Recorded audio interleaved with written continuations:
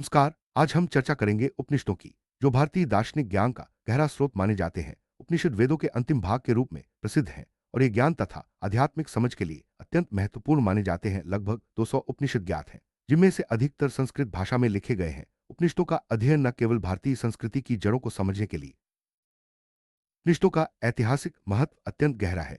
ये लगभग 800-500 ईसा पूर्व के काल में रचित माने जाते हैं, जब भारतीय समाज में गहन दार्शनिक चिंतन का दौर चल रहा था। ब्राह्मण ग्रंथों के बाद उपनिषदों का विकास हुआ, जिससे वैदिक ज्ञान की गहन व्याख्या संभव हुई। उपनिषदों ने न केवल आध्यात्मिक ज्ञान का संकलन किया, बल्कि भारतीय दर्शन के विकास में भी महत्वपूर्ण भूमि। उपनिषदों की संख्या तो लगभग 200 है, लेकिन इनमें से कुछ प्रमुख उपनिषद विशेष रूप से प्रसिद्ध हैं। इनमें बृहदारण्यक, छांदोग्य, केन, कट और मुंडक उपनिषद शामिल हैं। ये उपनिषद भारतीय दार्शनिक विचारों के मूल स्रोत माने जाते हैं। इन ग्रंथों में ब्रह्म, आत्मा, मोक्ष, कर्म और ज्ञान जैसे विषयों पर गहन चर्चा की गई है। इनकी शिक्षाएं आज भी प्रासंगिक हैं और जीवन के गूढ़ प्रश्नों के उत्तर। उपनिषदों के मूल सिद्धांतों में ब्रह्म और आत्मा का एकत्व, जीवन का परम लक्ष्य, मोक्ष की अवधारणा, आत्मज्ञान का महत्व और कर्म तथा ज्ञान का संतुलन प्रमुख हैं। इन सिद्धांतों के माध्यम से उपनिषद हमें यह सिखाते हैं कि जीवन का अंतिम उद्देश्य आत्मज्ञान और मोक्ष की प्राप्ति है। कर्म और ज्ञान का संतुलन बनाए रखना भी आवश्यक है, जिससे व्यक्ति अपने जीवन को सार्थक बना सके। उपनिषदों में ब्रह्म की अवधारणा को परम सत्ता के अनंत स्वरूप के रूप में प्रस्तुत किया गया है। ब्रह्म को सृष्टि का मूल स्रोत, सर्वव्यापी और अव्यक्त माना गया है। ये ज्ञान और चेतना का केंद्र है, जो व्यक्तिगत और सार्वभौमिक चेतना दोनों में विद्यमान है। ब्रह्म की यह व्याख्या उपनिषदों की गहराई और उनके दार्शनिक दृष्टिकोण को दर्शाती है। आत्मा, जिसे आत्मन भी कहा जाता है, उपनिषदों में अमर मानी गई है। आत्मा का अस्तित्व शरीर से परे है और पुनर्जन्म के सिद्धांत से जुड़ा हुआ है। कर्म और मोक्ष का संबंध भी आत्मा की प्रकृति से जुड़ा है। आत्म साक्षात्कार को उपनिषदों में सर्वोच्च महत्व दिया गया है, जिससे व्यक्ति अपने वास्तविक स्वरूप को पहचान सकता है। उपनिषदों में ज्ञान प्राप्ति के कई मार्ग बताए गए हैं, जैसे ध्यान, समाधि, गुरु शिष्य परंपरा, आत्मचिंतन, ज्ञान योग, भक्ति और कर्म का महत्व। ध्यान और समाधि के माध्यम से व्यक्ति अपने भीतर की शांति और चेतना का अनुभव कर सकता है। गुरु शिष्य परंपरा में ज्ञान का आदान प्रदान मौखिक रूप से होता था, जिससे गहन चिंतन और आत्मज्ञान संभव होता था। उपनिषदों का भारतीय दर्शन पर गहरा प्रभाव पड़ा है। वे वेदांत दर्शन का आधार बने और बौद्ध तथा जैन दर्शन पर भी इनका प्रभाव देखा जाता है। उपनिषदों ने भारतीय संस्कृति की नींव रखी और वैश्विक दार्शनिक चिंतन को भी प्रभावित किया। इनकी शिक्षाएं आज भी आध्यात्मिक ज्ञान का व्यापक संदेश देती हैं। उपनिषदों की शिक्षाएं केवल भारत तक सीमित नहीं रहीं, बल्कि पश्चिमी दार्शनिकों पर भी इनका प्रभाव पड़ा। शोपेनहावर और नीत्शे जैसे विचारकों ने उपनिषदों की सराहना की। आधुनिक वैज्ञानिक चिंतन में भी उपनिषदों की प्रासंगिकता देखी जाती है। ये ग्रंथ मानवीय मूल्यों और वैश्विक शांति का संदेश देते हैं। उपनिषदों के प्रमुख विषयों में ब्रह्मात्मा का संबंध, जीवन का अर्थ, मुक्ति के मार्ग, आत्मज्ञान, कर्म और धर्म शामिल हैं। ये विषय न केवल दार्शनिक दृष्टि से महत्वपूर्ण है, बल्कि व्यक्ति के जीवन को दिशा देने में भी सहायक हैं। उपनिषदों की शिक्षाएं आज भी जीवन के गूढ़ प्रश्नों के उत्तर देती हैं।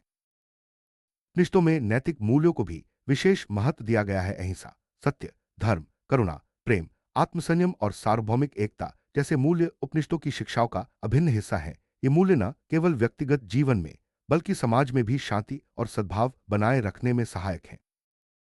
उपनिषदों की शिक्षण पद्धति मौखिक परंपरा पर आधारित थी। गुरु शिष्य संवाद, प्रश्नोत्तर शैली, गहन चिंतन और मनन के माध्यम से ज्ञान का आदान प्रदान होता था। यह पद्धति न केवल सैद्धांतिक ज्ञान देती थी, बल्कि व्यावहारिक जीवन में भी मार्गदर्शन करती थी।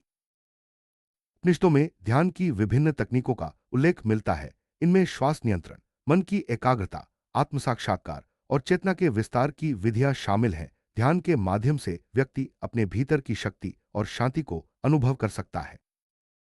आज के समय में भी उपनिषदों की प्रासंगिकता बनी हुई है। मनोविज्ञान, आध्यात्मिक चिंतन, वैश्विक शांति और मानवीय मूल्यों के पुनर्मूल्यांकन में उपनिषदों की शिक्षाएं महत्वपूर्ण भूमिका निभाती हैं।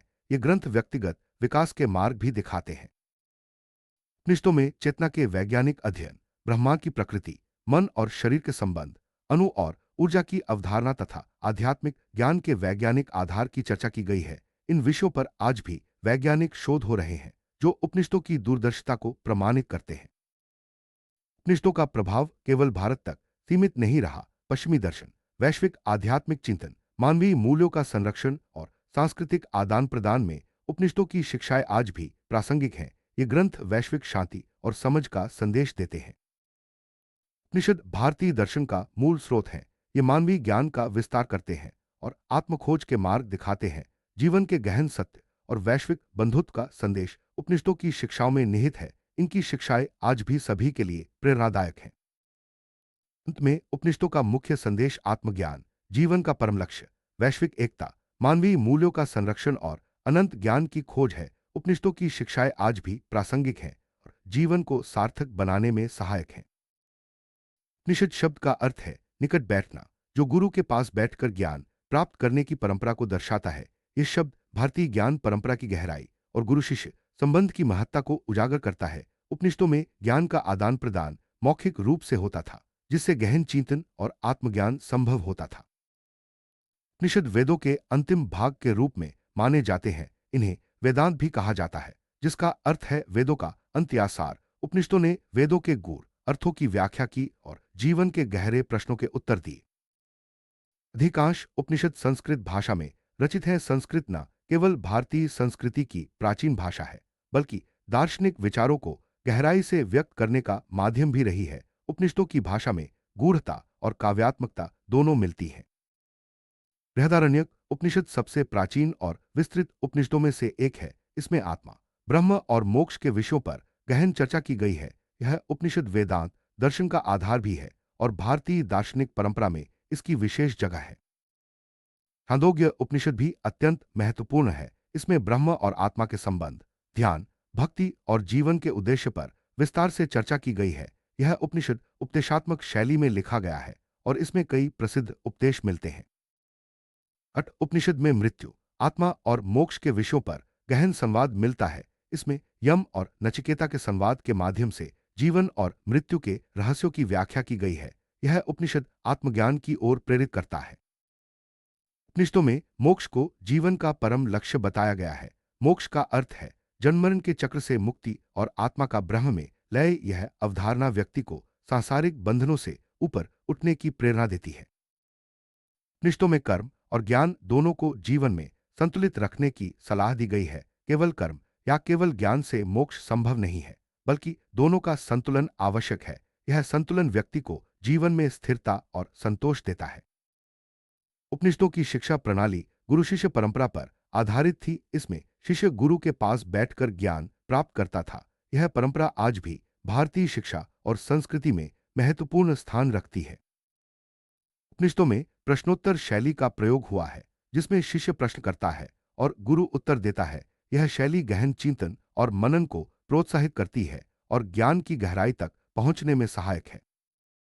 उपनिषदों में आत्म साक्षात्कार को सर्वोच्च महत्व दिया गया है। आत्म साक्षात्कार का अर्थ है अपने वास्तविक स्वरूप को पहचानना और ब्रह्म के साथ एकत्व का अनुभव करना। यह अनुभव व्यक्ति को जीवन के गूढ़ प्रश्नों के उत्तर देता है। उपनिषदों का अंतिम और सबसे महत्वपूर्ण संदेश है वैश्विक एकता। इन ग्रंथों में बताया गया है कि समस्त प्राणी एक ही ब्रह्म के अंश हैं। यह विचार आज के समय में भी मानवता, शांति और भाईचारे के लिए अत्यंत प्रासंगिक है।